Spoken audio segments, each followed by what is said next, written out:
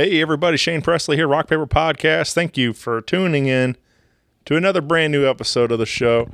A couple things I got to tell you about. First off, April 14th, we'll be back out at Naked Vine for the monthly singer-songwriter storytelling showcase. Bringing along my dear friends, Lacey Williams of Prairie Rehab, Adam Donald of Donald Woodyard Incorporated, and you probably have seen him with Cara Louise Band also, and Ian McGowan of The Good Deeds. This, again, is my monthly singer-songwriter show, listening room, 3 writers sitting on stools. It's a 7 o'clock start every second Tuesday of the month, $10 to get you in the door, and all that goes directly to the artist. But yeah, if you haven't been out, this is my favorite day of the month for sure. It's always a really good time out there. And if you haven't been to Naked Vine in Chesterfield, you're missing out. It's a great little hidden gem out there, serving up all kinds of wine, whiskey, tequila, and local craft beers, and great live entertainment happening. Well, first off, every Thursday night is a vinyl spin night, Vinny's Vinyl. So come on out every Thursday night for that. Bring you along your own favorite record and give it a spin. And then on Friday, March 20th, the Scandaleros return to the stage. And Saturday, March 21st, Last Dance, a tribute to Tom Petty, will be out there. Full listing and details at nakedvine.net. Be sure to follow along on Facebook, Twitter, and Instagram for more information. And also want to say a big thank you to Roughneck Beard Company and American Rambler, located in Maplewood, Missouri. You can stop by and visit them there.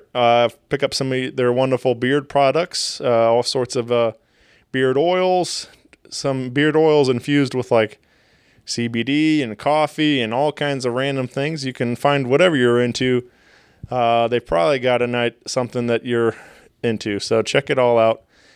Beard balms, junk powder, lots of different options over there. All your grooming needs you can find at Roughneck Beard Company. And you can shop 24/7 all over the country at roughneckbeardcompany.com and use my code RPP15 for an exclusive 15% off during your checkout. So also one big thank you to Heil Sound, recording this intro on my Heil microphone. Big thanks to them for their support, and visit heilsound.com today to check out some new gear. But that's about it for me, folks. I appreciate you all tuning in. Feel free to email me at rockpaperpodcast@gmail.com. Let me know what you're listening to. If you got any ideas for some upcoming guests or anything you'd like to pass along. Also, feel free to let me know if you'd be interested in a stocking cap, a ball cap, t-shirt, stickers, buttons, any of that stuff. I would love to send one your way. So, again, rockpaperpodcast@gmail.com. I would love to hear from you. All right, everybody. Have a great day. Stay safe out there. A podcast is kind of like it's like a radio show that's not on the radio. It's on the internet. Does that make sense? Uh-huh. Yeah. That's also like my mom. It makes it sound more confusing, doesn't it? It sounds like this. Hello, this is Joseph Belcher of St. Louis band Stoker, and you're listening to Rock Paper Podcast. Rock Paper Podcast. Scissors beat paper, paper covers rock. Rock beats scissors, Shane covers non-stop. Never know what new kind of guest that he's got coming at you. Live and direct on the spot, could be rock, folk, country, or hip-hop, jazz. All kind of folks that he has. Could be an artist or a comedian to make you laugh on the Rock Paper Podcast. double-decker fudge round, rolling round town. Shane coming at you live and direct from ground zero. He's your hero, he's your bestie. Rock Paper Podcast with Shane Presley.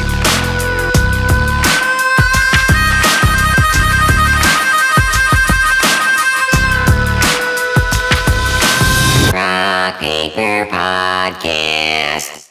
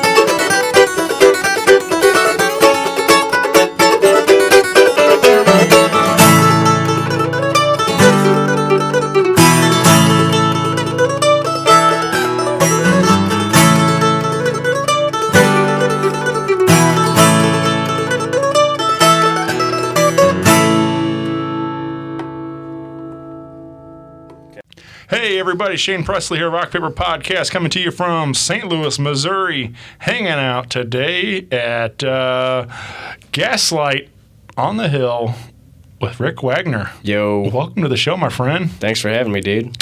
This is cool, man. I'm really anybody that's been listening for a minute, I pretty much almost started all of them this way.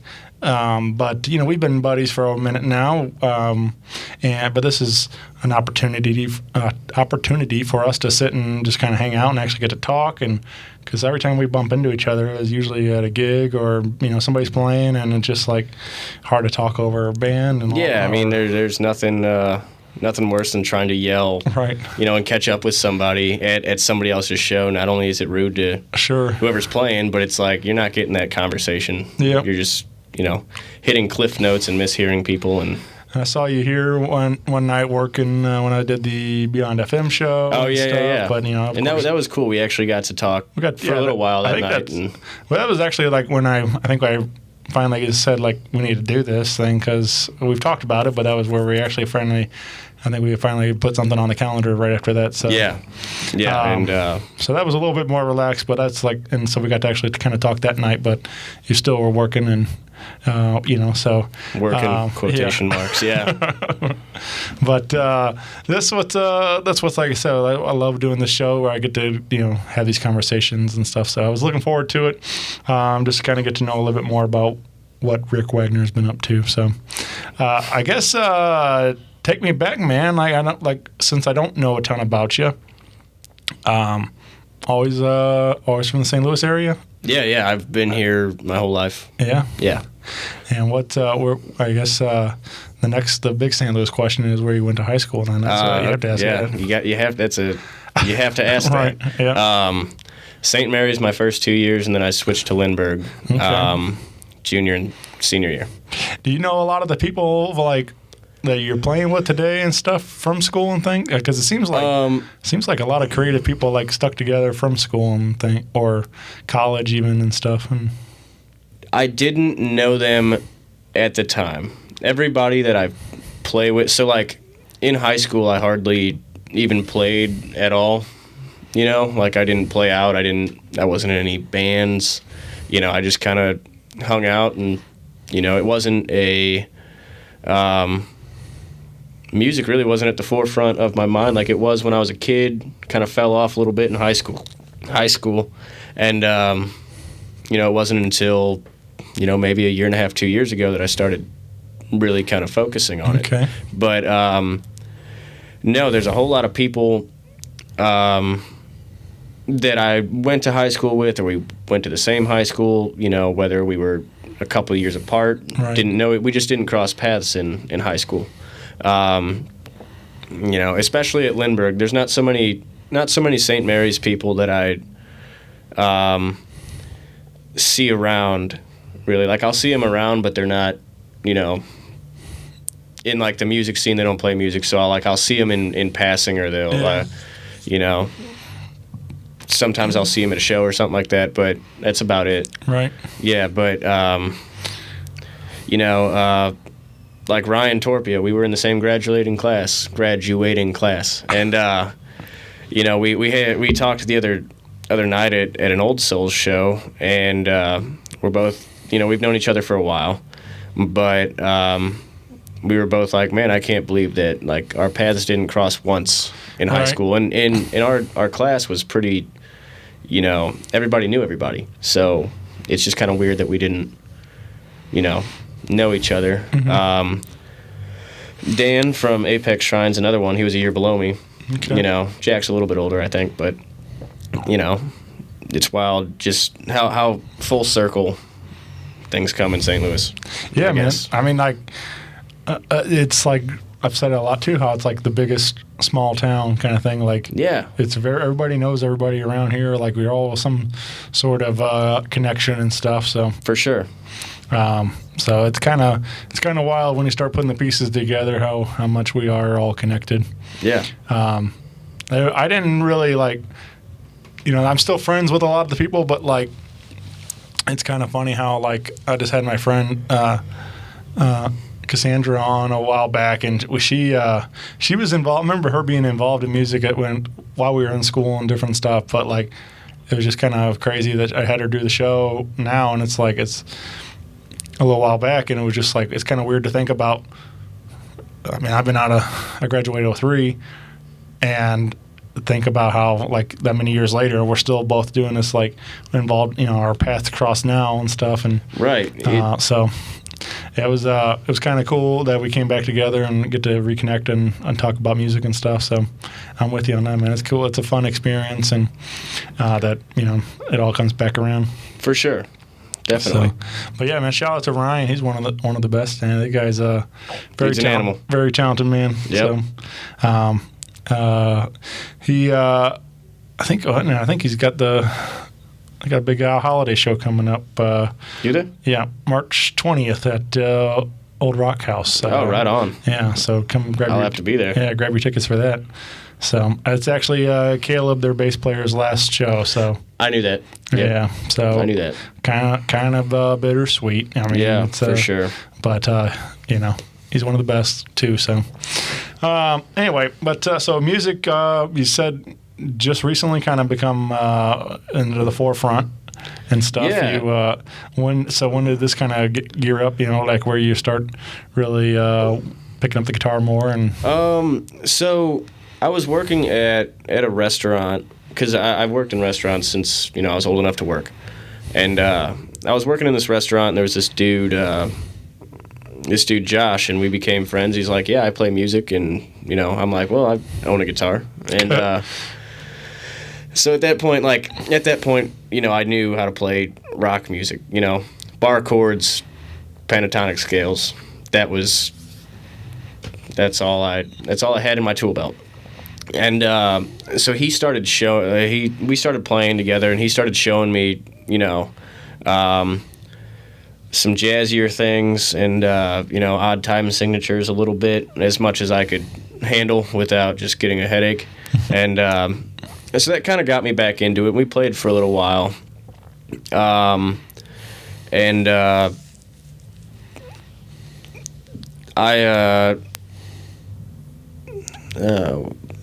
At that time, Brandon Karras, he was working at that same restaurant. Okay. And so I kind of got to know him a little bit, and that was right when Gaslight had just opened up, just opened its doors. It was when they were doing all those video and studio sessions for bands and stuff, and he was playing in Fourth City Rag. Right.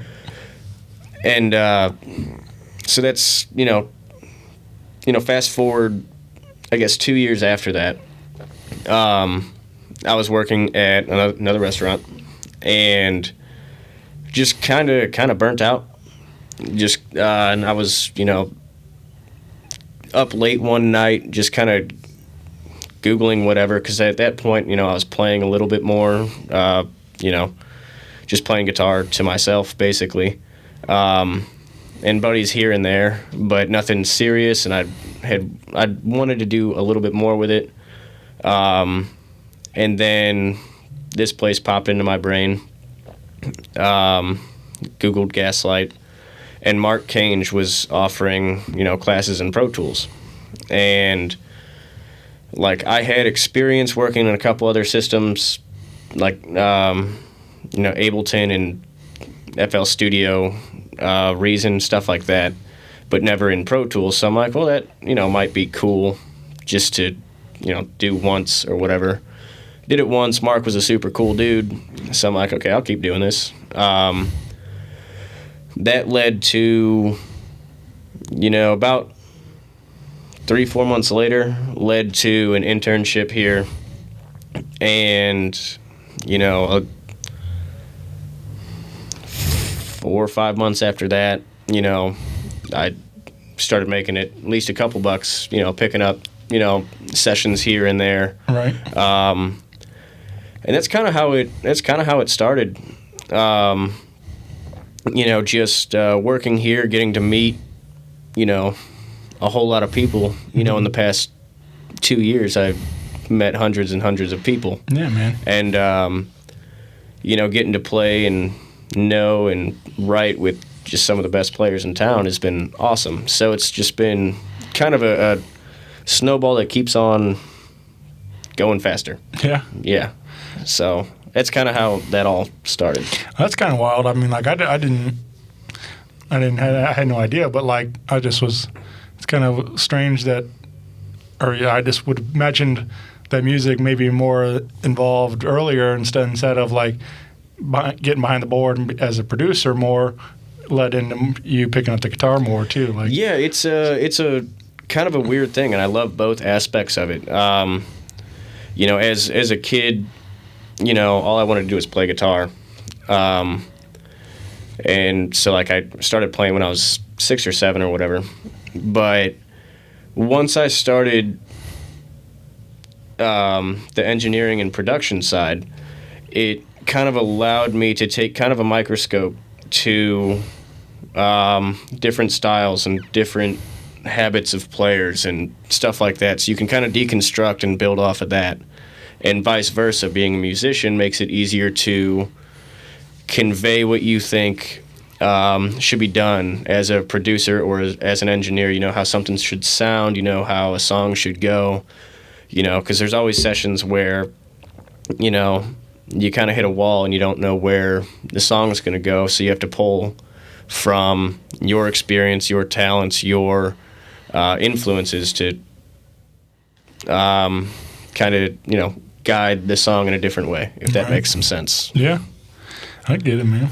That so you've been here, an engineer, like you mentioned, here at Gaslight for what, 2 years now? You said? I would say, actually, I think I started taking those classes from March 2 years ago. Okay. So yeah, 2 years. You know, intern, I'd say probably a year and a half. Right. Been here. Yeah. Okay. Yeah, man. And you've got to work on some cool stuff already, and lots of cool things are coming up soon on the calendar. So. Oh yeah. But you, and I know recently your name came up on the show because you were in here working with Hunter Peebles. Yeah. Working on his new project, and that kind of stuff. So is that, do you get a lot? I know. So obviously, Gaslight's a very unique perspective, I guess, of a studio and thing. I mean, you're getting a lot of the live stuff, you know, being at the different things, but you know, also you guys can track like a regular studio. You can track records and things, but you also do, like I said, the Gaslight sessions where bands are playing out live to a crowd on the bar side and all the different things like that. That's one of those things that I really love about working here is that there's no set way of doing things. Mm-hmm. You know, everything's a little bit different, right. And it helps keep it fresh. But also keeps you on your toes. And you know, if I don't learn something from a session, you know, I'm not getting anything out of it. You know, so yeah, that's having that multifaceted thing is really cool. Right, man. So you what other? You said you, like I said, you worked on Hunters. You're working on Hunter stuff, but are there some other records that you were a part of that you want to talk about? That people might be listening to right now. Jordan Suter's EP definitely was a very, very fun process, and I'm sure that you got most of the spiel when he was on. Yeah, when he was on. Which that was a lot of fun hanging with those two. Yeah, I think. I think you were supposed to be there. I was supposed to be there, and then got busy working. I had a session that got canceled because of some snowstorm that never happened, and it got rescheduled for that day because that was the only day of the month that it worked. And I'm like, well, gotta do that. Gotta eat. Yeah, Jordan's was a whole lot of fun to work on. We, he came in just fresh, no idea who he was, and I had no idea what we were gonna do that day.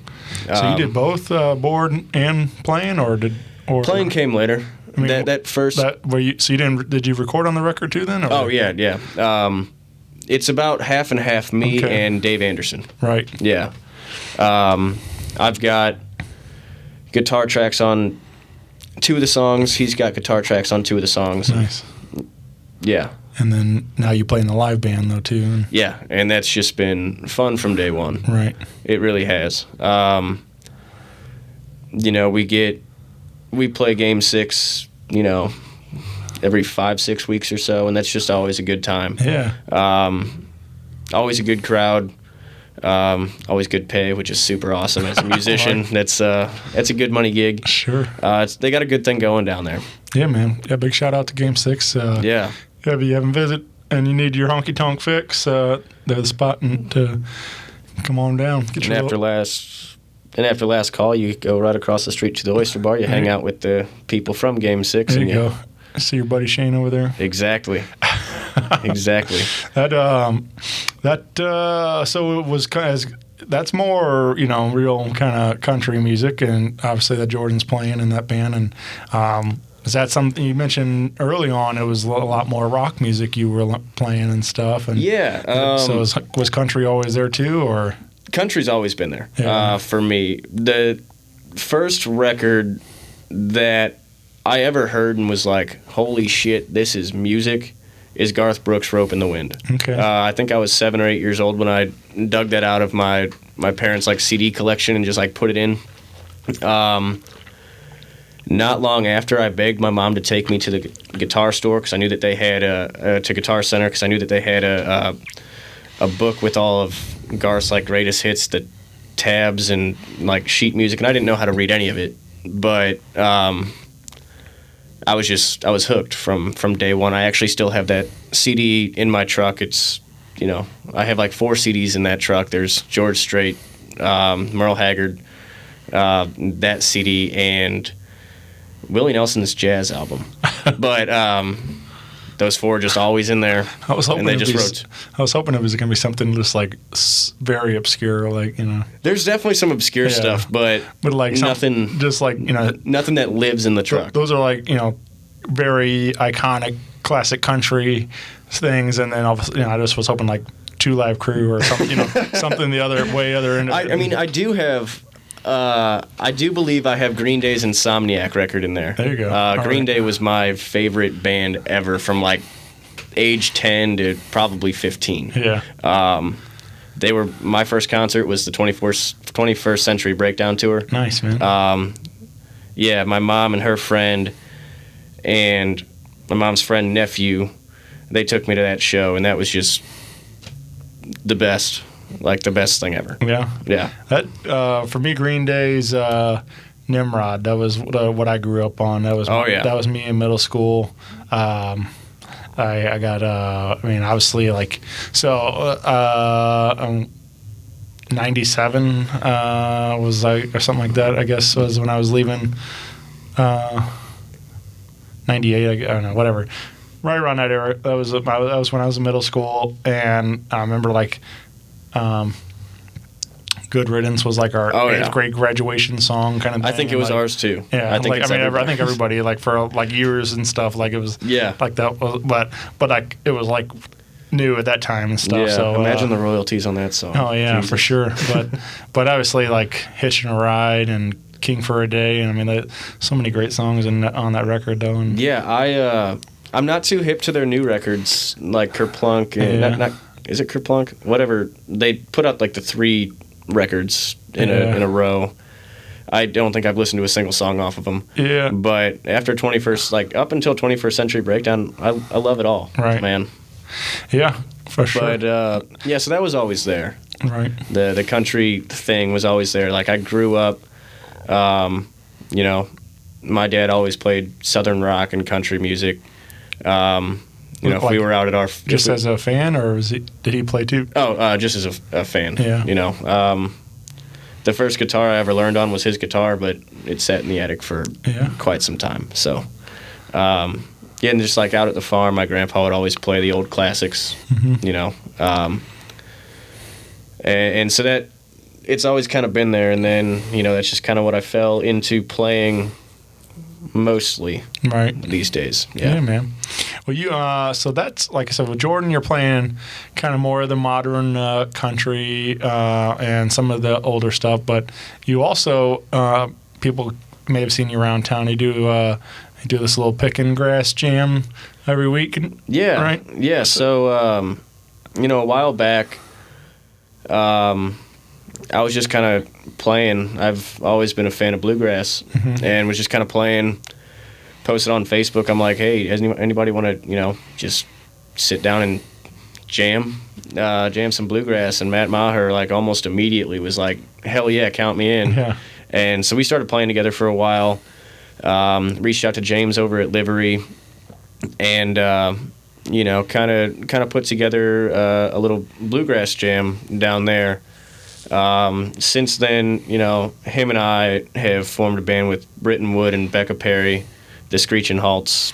Did that come out of the jam? Just like you guys had fun hanging together and jamming? And No, it started before the first jam. Definitely, I think the first one was November, but that started. We kind of started playing before the jam because we wanted an outlet for the type of music that we really like to play.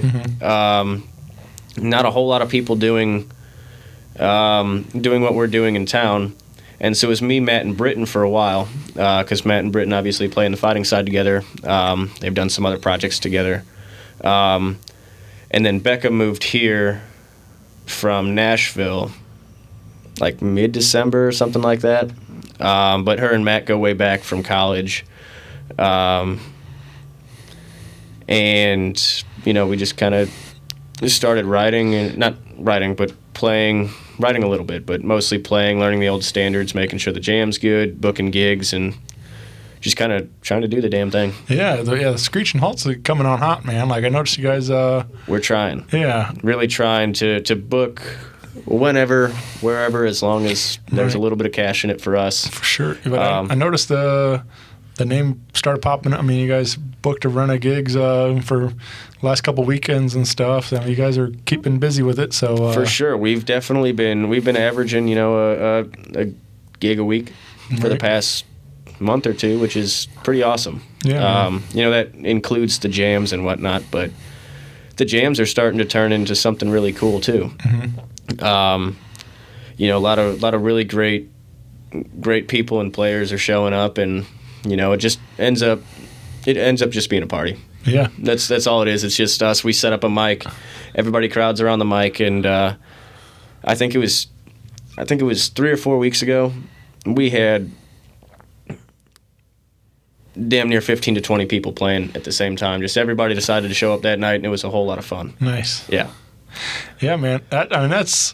It's hard to have a bad time playing bluegrass or even listening to bluegrass music. I mean, It's just like a high energy, it's fun, and so I can imagine when you're all kind of hitting the groove and everybody's feeling it, like it's just it'd be a really good time. Yeah, it's a really nice feeling. We just played recently at Venice Cafe, opening up for Nick Guzman and Coyotes this past Saturday, and that boy's pretty good. Oh, he's dang good. Yeah, that was one of the most fun shows I've played. Just a whole lot of people there. Energy was great with the crowd and with the band. And once we're all kind of on the same page and we all got the same energy, it's just unstoppable till it comes to a screeching halt, man. Oh, there we go. Yeah, gotta plug it. There you go. I see what you corny. did there. Yeah. So you mentioned though Maher. I know with that 100 People's recordings, you had Jacob Baxter in there. Yeah. You yourself are a great guitar player, and then getting to surround yourself with these guys who I consider some of the best in the city, easily. And 100%. So what's that like for you to get to jam with some of these guys? Like, do you? Man, it's cool. Being cool with all these guys, and especially being newer to playing out and all that. It's very, very fun. Because I couldn't think of a more exciting word than fun. But no, it's awesome. Just everybody. It's everybody you play with, you learn something from. Right. You know, whether it's they, phrase this chord this way or whatever. You just learn a lot, and you kind of, it very quickly shows you your own weak spots and your own strong spots. It's like, oh, I might be better at this specific thing than this person, but this person's leagues above me at this specific thing. Right. And it's a whole lot of fun because it's music. It's not a competition. Mm-hmm. It's just playing some stuff and making sure it doesn't sound horrible. Yeah. And especially with the bluegrass thing, it's really fun with Maher because we've been playing a whole lot lately together, and it's we'll show up for rehearsals or we'll get together on our own, and we'll be like, it's kind of like this constant competition to contradict what I said like 3 sentences earlier. Like it's a healthy competition. Exactly. It's like who can show up and have learned the most. So it's like constantly, it's like, oh, you learned this, well, I'm going to learn this, and it gets really, really fun. Yeah. Yeah. That so I know it's a little different, but I recently went and saw that Chuck Berry tribute from Mike Zito at Delmar Hall, and that's kind of what I've like. That was really a prime example of just how many every guitar player has their own just style and flavor of what they do to it. I mean, like they're all obviously all still playing Chuck Berry all night. Right. And which is, he's a legend. Obviously, but no one's going to mimic Chuck Berry. Right, but you got Zito, you got Eric Gales, Walter Trott was there, Richard Fortis. Eric Gales is one of my favorite guitar players ever. Robin Ford. I think anyway, but it's like this crazy lineup. I think that was everybody. Anyway, but and then at the end of the night they did Johnny Be Good, and all of them are on stage jamming together, and it's like, so they know the song, but every one of them did their own thing with it, so it's like, it's so cool to see all these guys kind of bringing their own taste to what this iconic song 100%. That's the thing that I love about music, is that it's all completely different, and the things that for me stick out are the differences. You can cookie cutter a pop song, but what does this person do differently than this person? That's what I'm interested in. Yeah, for sure. But yeah, no, all those guys. I mean, you're talking about trying to one up Maher and stuff. Like all these guys, they've been doing that for years too with their buddies. Right. They've all the different influences that they've picked up along the way, and then that's how they make everything their own and stuff. So yeah, but it's that was a fun night, man. That was a Dr. Slappenstein. I bet. I wish I could have gone to that show. Yeah, Dr. Slappenstein opened up the night, and those guys. I was thinking that. I don't know what he goes by, Charles or Charlie. I was thinking that he'd have something to do with that. I got to meet him. He did a session in here for the Blues Society, I think. Okay. I think it was for the Blues Society, but I got to meet him. Incredible player, incredible dude. Yeah, so he plays in Dr. Slappenstein and the band. He's on on their album and everything, and great band. If you haven't checked that out, they're really a lot of fun. Definitely worth the check out. But he also sat in on the jam. Oh, cool. The whole night with Mike Zito. He's on Mike Zito's record. Didn't know that. Got to play with him on that. With the whole, the show was they recorded an entire album of Chuck Berry songs. That's why they did the show, and each song features a different lead guitar player. So right on. So Charlie Berry's one of the players on there. His dad was there, Junior, who I've seen play a lot with Chuck whenever he was in the band a lot when Chuck was still playing, but Charlie tried to give him the guitar and trying to get him to play, but he wasn't having it. Yeah, he just kind of held it up and then gave it back to him or something. But I was kind of hoping he'd play, just been cool. He didn't want to be shown up by his son. That's what it was. Maybe, I don't know, but yeah, it was just he kind of came out and waved, and that was about it. But so but yeah, apparently, he's still pretty involved with a lot of that stuff. I mean, people they heard somebody said something about him, involved in like, what's that, NAMM show or whatever. Oh, yeah. And things like that. He goes down there and does all that stuff. And but anyway, so you can be seen around town playing in a lot of different things. Like I said, playing with Jordan Suter's band. We got a lot of big opportunities coming up with that band, of course, and then some of the bar shows we can come out and have a good time. I remember you guys did some sing along. I only got to catch a little bit of it, but like Fishing in the Dark at the end of the night. Oh man, like that song is just that song's a banger and a half. Sure, yeah. Love it. Yeah, but Love it. It's fun to hear some of those your guys' version of some of these classics in a sing along nights like that and stuff. Just because that's a party song right there. Yeah, like it's those gigs can be really fun because we have to play to the crowd, and the crowd wants to hear what the crowd typically wants to hear. I mean, it's a honky tonk. They want to get a little rowdy, have a good time. Exactly, but it's so cool because I think we as a band, everybody in that band is so talented that we can kind of throw a spin on it and do things a little differently. So we're not just cookie cuttering some song. We can do it a little bit differently and have a little bit of fun with it, while still getting the people moving and grooving and drinking and dancing because that's how we get paid. But that's that band's just like I said earlier. It's just been fun from the start. Right. We've got some cool things happening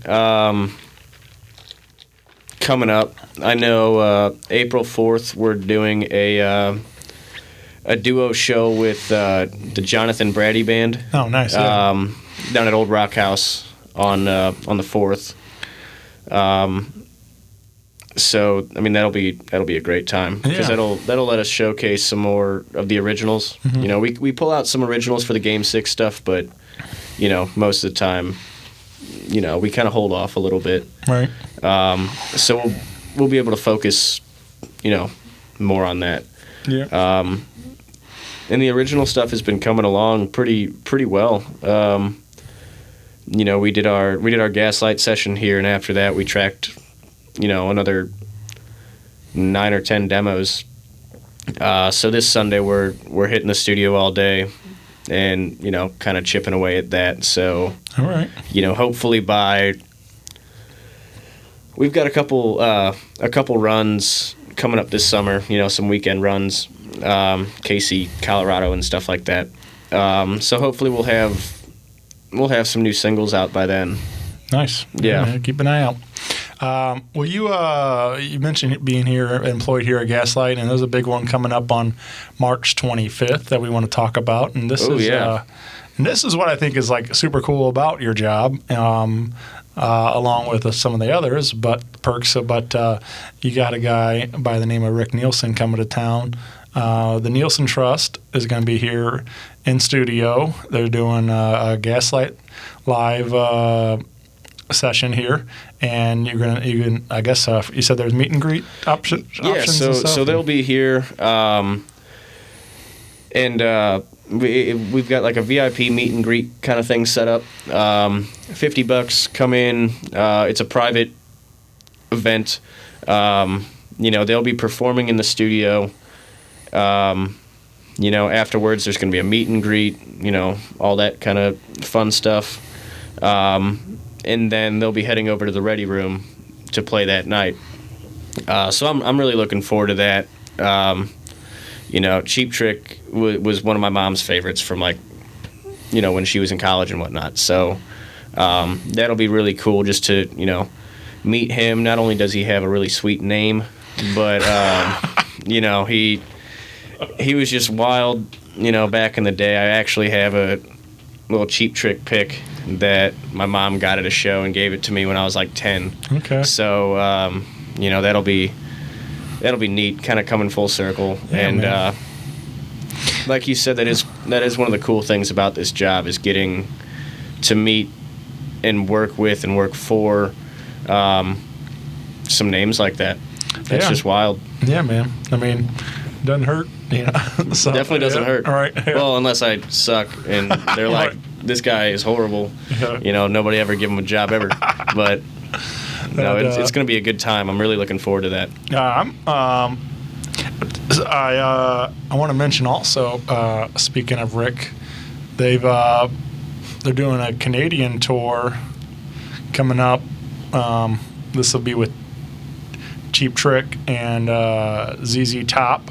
No kidding. And they're taking our friend and local blues man Marquise Knox on the road. So He is absolutely one of my favorites. yeah, so I'm so pumped that he's getting this opportunity. He's like, he got to open up a couple of regional dates here, and then I guess they had a good enough time. They said, "Hey, come join us in Canada, and let's keep this party going." So Yeah, I mean that dude is so unbelievably talented. I've never met him, but I remember when I had first turned 21, I went down to the Oyster Bar. Probably walked past you. Probably gave you my ID. Didn't know you at the time. Right. But I went with a coworker of mine, still a good buddy of mine, and we're just like, hey, let's see what's happening. We got out of work relatively early. We were still in our chef's clothes and whatnot. We're like, let's go down to the Oyster Bar, grab a couple beers, and see what's playing. Marky Knox is playing, and I don't think we said a single word to each other the whole night because we were just kind of sitting there listening to his playing. He puts so much feeling into the way he plays, and he's incredible. He really is. Yeah. Yeah, if you don't know, you need to do some homework and go watch him play down there. He's a real deal. I mean, there's probably not going to be a lot more opportunities to see him in a small bar. I don't think. I mean, once things are happening, man. So I'm excited for him, but at the same time, it kind of stinks. It's like whenever I always want the best for my friends, all of them. But it's just like sometimes it's I realize like this isn't going to happen for a lot longer. Getting to see people get. I remember the night I saw Chris Stapleton. I saw him at Firebird, and I'm just like, "This." You did what now? I saw Chris Stapleton in Firebird. Oh, very, very, very jealous. Yeah, and I'm like, I knew as soon as I got the tickets, I'm like, well, this is never going to happen again. Like, I'm never going to see this guy in a club. Like, so stuff like that. Like, I love those moments where I get to see some of my favorites like up close and personal, and then it's like, and then when they're next summer they're doing these big old arena tours or whatever and things like that, and it's just like, well, that was fun while it lasted and stuff, but right. So take the opportunity to go see Marquise get crazy down at Oyster Bar or BB's or wherever you can, and because like I said, one of these days we're going to be telling stories like that, like we saw him back then. So right, it's not too far off, I don't think. Right. And he's only like I think he just had his 28th birthday. That's what I think. Wild. That's what I think is crazy. Like he seems like he's been doing this. I mean, he has been doing this forever, but he's still only 28 years old. But he still has so much more to go. Yeah, he said I think he started playing at bars and stuff at 13 or something like that. Like something really young, 16. I don't know, whatever it was. But yeah, that's crazy. That's one of those things that I wish I would have had an inkling or an idea of how to do it. That's just seems like a cool way to be brought up. Yeah, man. So you, I was going to ask about like the engineering though. So like that really all that whole thing all just kind of spurred out of Googling that we had something. Yes and no. I was at a point where, I really, really liked what I did, but I was burnt out on doing it all of the time. Sure. I didn't have free time, didn't have much of a social life at that point. That I like going out, I like talking to people. Yeah. I like going out, having a good time, listening to music, and I didn't have the opportunity to do that. Yeah, working industry, you don't get a chance to enjoy any of those things. No, you're lucky to go find a 3 a.m. with the people that you just spent 10 hours with, and you're sick of seeing, but you got to see them in, another 6 hours. Right. But no, I was just kind of not so much looking for something new, but looking for something different to kind of keep me at bay, I guess. Right. So you weren't like, as a, even before that, you weren't like reading liner notes and like studying all this stuff and like, hey, oh, this was cool. This guy did this and that. Like, I was a little bit, yeah, but nothing compared to like I do now. Speaking of liner notes, I mean, the CD cover like inserts. Those are like my favorite things in the world to collect. Yeah. Like I'd rather keep those than the CDs themselves, just right. because I think they're super cool. Yeah.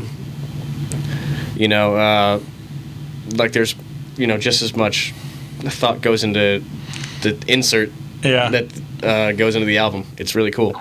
But so I was a little bit, but that's definitely increased. Now back then it was kind of a hobby. Now it's more of an obsession. Yeah. Yeah. Very cool, man. Well, like, I think that's inspiring, though. I mean, like, if anybody's listening and they are sick of what they're doing, like, you can make a difference. You can go do it. Like, if this is what you want to do, like, there are people teaching courses, get an internship, just like Rick was talking about. Like, you can make a change in your life, and that's how like I don't know, like I don't really like my job, like it pays the bills, it's stability and things, but I like that offers me a lot of the flexibility that I have to where I can able to do the fun creative things that I do, in hopes that someday I can make those fun creative things that I do a career path. For sure. Like yourself, and stuff where I can open that door where I can start making music more of my career and option and stuff. So for sure. I mean, and I don't think there's any person that's more deserving of that. I don't know how you find the time in the day to do any of the things that you do. Oh, well, you just don't sleep. That's the biggest part of it. I think you just. I feel that. Yeah. No, I feel that.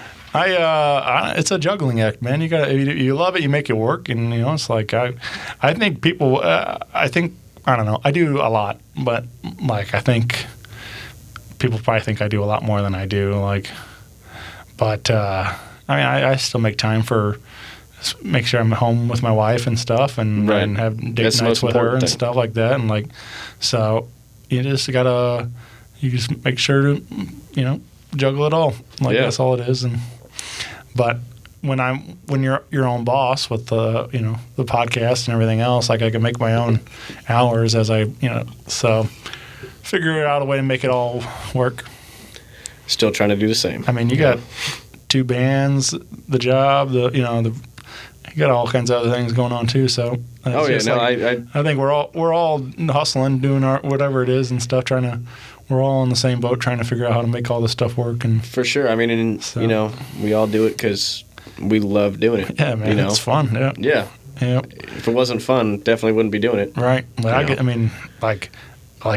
love doing this. Like I get to hang out with my buddies and get to talk music and just whatever it is. So it's not a bad gig. Never.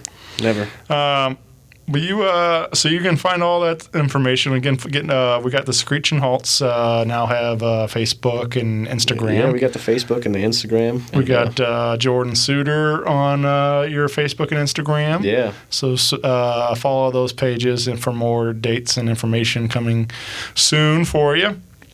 And while you're there, might as well, if you haven't, give Gaslight a thumbs up too. Might as well. So get plugged in with all that stuff. Yeah. Yeah.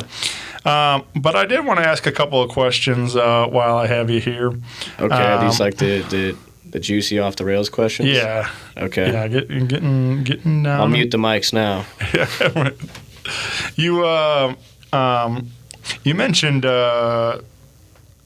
Garth early on as one of your favorite early records and stuff like that. But is there a record you think you've listened to more than anything? Ooh. Well, I mean, I guess considering that one's still in the truck, like that one's still in the truck. Yeah. It's actually stuck in the CD player, guys. I don't know how to like. It doesn't skip at all. It's just a good working CD. All right. No. Man, I don't think there's a day that goes by that I don't listen to Merle Haggard. Yeah. You know, like I said, I've got one of his greatest hits CDs. There's a reason he has like 10 of them. And that's because all he wrote was hits. Right. But Guy was pretty good. he's pretty dang good. No, so he's one of them for sure. You know, I always kind of stick to the old classic outlaws. You know, Merle and Wayland and Sure. you know, Johnny Cash. I've grown up with, you know, Johnny Cash tunes being played almost all the time. You know, if I was around my grandpa, Johnny Cash would be playing. So he's another one. You know, these guys were always very influential. But, you know, outside of the country thing, a couple of them, you know, Stevie Ray Vaughan, I think, is one of my top 3 favorite guitar players ever. Up until I really kind of decided, like, I'll just kind of stick the country route for now. Everything I played was trying to just emulate the way he played. You know, with that much, you know, I don't think any single human being can match that much tenacity and aggression towards a guitar and make it sound like he did. I think it's just impossible. I think it happened once. That was him. He died. It's over. Never going to happen. Eric Gales is close. Yeah. But Eric Gale's a wild man. he's bad, Yeah. man. But you know, so Stevie Ray Vaughan was huge. I remember the first time I like played Couldn't Stand the Weather. That my dad's got the vinyl of that. I played it on, you know, his record player. No one was home. I turned it all the way up. Just like sat on the couch and just couldn't move for a while. Right. Very nice. Yeah, I could rattle on and on and on and on, but yeah. Is that as a player, do you have a preference for what you as far as guitars that you like to play, or do you, I mean, whatever the job 100%. calls for? Definitely whatever the job calls for. You know, these days you'll pretty much only see me playing a telly, except for there's a couple songs on like in the Jordan set, and you know, a couple of his songs are a little bit more rockin', so I use my Strat for that.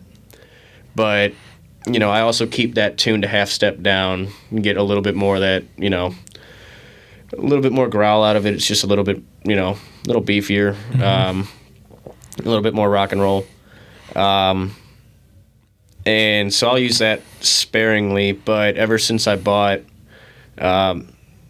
like this parts caster telly, you know, like American body, Korean neck, Seymour Duncan pickups, nothing on it's, you know, the way it should be probably. Bought it from some dude, played unbelievably bad. Like the setup on it was just wasn't set up. Action was like a 1/4 inch off the frets. It was just bad. Took it to Dave Anderson. Like I did a quick setup just to get through like 2 shows that I had coming up in the next week or 2. Right after that, took it to Dave Anderson, and the thing is just the best playing telly I've ever played. There you go. The dude is just he's magic with guitars. Yeah, he's a wizard. Yeah. So I mean, yeah. Typically, I have with my telly, the few pedals I run and the amp that I play, I can kind of fill whatever gap is needed. You know, it's all kind of designed around the country country vibe, but you know, it'll sound good for rock. It'll sound good for blues. Right. If I was good enough to play jazz, it'd probably sound good for that. But yeah. Do you get into a lot of that gear stuff? You get love it. Yeah. Yeah, it's an obsession. I'm really glad that I don't have money, because otherwise I'd still not have money, because it'd all go to gear. Yeah. But yeah, I spend way too much time looking at gear and trying to figure out how do I get this next whatever. You know, I just paid off that guitar over there, that Martin, and now I'm like, okay, now I got the Martin. Now let's go find some old vintage Gibson because apparently I need that now. Right. Yeah. I saw a headline today. It was that Gibson's going to donate all kinds of guitar. I don't remember for what. I saw that on my way over here. Actually, I thought that was really super cool. Really, really cool. So anybody that lost their guitar from the Nashville tornadoes the other night, they were going to replenish some of their guitars and stuff. So I thought, which is so wild that happened in the first place. I know. Right now there's a little benefit going down at Livery for that. A lot of St. Louis people were down there. Yeah, and that was another thing. Very glad none of them got injured. Yeah. Or worse. Sure. Oh yeah. It was scary stuff, man. But anyway, I just thought that was a really classy move. For sure. For Gibson to say, hey man, we want to give you back, we want to give you another one. Yeah. So, very cool on their part. Yeah. So, but yeah, I didn't. See, I don't know. So I don't know any of that stuff. Like, I'm a big fan, but like I'm learning a little bit just talking to enough people, but like I couldn't tell you though, like any of this stuff. Like, but they're all cool to me. So, amen. Yeah. Amen. I talked to Tony Campanella that one time though, and to me he's one of the baddest dudes around. Like he's incredible. I don't know if you're familiar too much with his stuff, but no, I'm not. I know the name. I just I've never met him in person. I think you'd like it because the way you were going on about Stevie, he does the Stevie Ray Vaughan tribute at the pageant every year. Ooh, I went to that. That was my second concert I ever went to. Went to that with my dad and my buddy Eric in 8th grade, and it just blew my mind. Yeah, so he plays there with does that every year with. I don't know if he was. I'm sure he was at that one, but I don't know for sure. But I know he's been a staple of it for many years now. And they with Steve Porcaro and a bunch of other cast of characters that have been involved in that. But anyway, Tony though, he was telling me like I asked him about gear, just because, if he gets into that, and he's like. He's a very minimal gear. Like he just, he has what he has that he likes, that he works, but he said a lot of what his tone he said it all comes from his hands. It's like it's all. That's the truest thing that any guitar player can say. Your tone does come from your hands. Obviously, there's certain elements and certain effects that are very prevalent to a certain style. Like country music, you've got compressed guitars with a little bit of slapback delay. And a little bit of dirt if need be, and that's country tone, but it all comes from the hands. Right. If your hands aren't disciplined, no matter what you're going to play, it's going to sound, not too good. You can have the best gear in the world with the right settings and all that, and if you don't have chops, it's not going to sound good. But if you got the chops, you can take the wrong gear and still sound pretty close. Yeah. Yeah. Well, you, I do have a couple more questions. We got a couple people right in. We had some fan questions. Oh man, I already know what these are, and I'd be lying if I said I prepared an answer. But let's do it. All right. All right. Friend of the show, Zach Gibbons writes in. Oh, jeez. Could you ask him, who do you think you are? Boss ass bitch. You can quote me on that, Zach. Boss ass bitch, huh? That's I'm guessing you guys had a lot of time together behind this board. A little bit, man. Actually, he's definitely one of those people that I would love to, throw a shout out to. Just the amount of time that dude's taken to, take me from this, infantile engineer, quote unquote, to somebody that actually knows how to do a thing or two. And taking the time to do that, he's been one of those people that have helped me out a whole lot. Mm-hmm. Obviously, JB here has done just as much for me on the business side of things and putting me in the right doors and all that stuff. But definitely got to give a shout out to both of those guys. Yeah. Zach's Zach's a very talented man, either behind the board or with a guitar or drums or whatever he's playing. He's he's very, very good at all that stuff. That's the thing. I've known him. I don't know, probably 20 years now, close to it, or something like that. No kidding. Or getting maybe not quite 20 years, but a long time now. Yeah. Like we met. He was playing in a band with one of my friends from high school and stuff. So like, it was just so yeah. I remember going to see them play, and so it's kind of crazy that I've known him. I don't know, a long time now. So That's wild. maybe not that. Like I said, that might be a little too much, but it's been a while.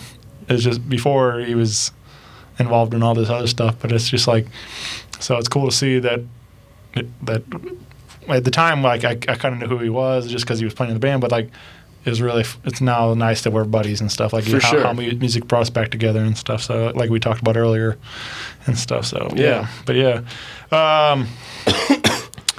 Tony Willingham writes Oh, in, man. old T-Bone. Good guy. Ask him about his love of cream of wheat. I feel like all these are just inside jokes, like for you. So which is usually the case. Whenever Definitely the case. But this is a cause I'll stand behind for sure. Yeah. We had this discussion. They do the Beyond FM thing here every Monday night, and really, really love that team.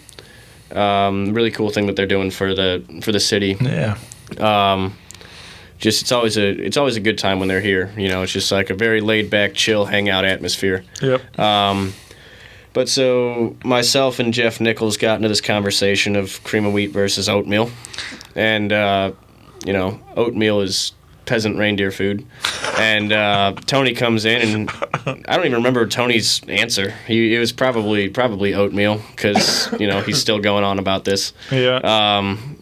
But no, cream of wheat's just I don't think I've had cream of wheat since I was probably 10 or 11 years old. I don't plan on having it anytime in the future, but it's just way better than oatmeal.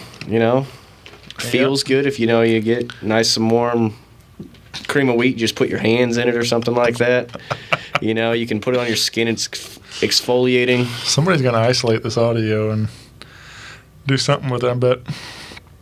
Oh, I hope they do. I hope that becomes a Beyond FM segment. There you go. I hope that he takes that sound clip and puts it on. There it is. On the radio. That's what he should do. Calling you out, Tony. Jennifer Nichols, also part of the Beyond FM crew. She said, ask him how I can get a cool stash like that. They're expensive. Yeah. I can have my guy reach out and he can hook her up with the finest of all fine mustaches. Yeah. You do have a pretty iconic look. I mean, there's not a lot of guys rocking the stash around town. So that's what I'm going for, I guess. Yeah. How long you been? Is old Matty here? I hear something. Yep. Yeah, he is. We got a special guest dropping in. What's up, bud? Hey, man. Hey, how's it going? What were you saying? Hey, go on about Rick's mustache. Yeah, we need to hear all about this thing. That's a damn good looking mustache, I'll tell you what. How long you think you've been rocking this mustache? Oh, I don't know.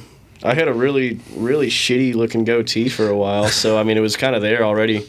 But I was like, man, this doesn't even look good, so I'm just gonna see what the mustache looks like, and it kind of coincided with a haircut, and I'm like, let's try this out for a bit. I don't know. Yeah. I don't know, a while. Well, it's working, man.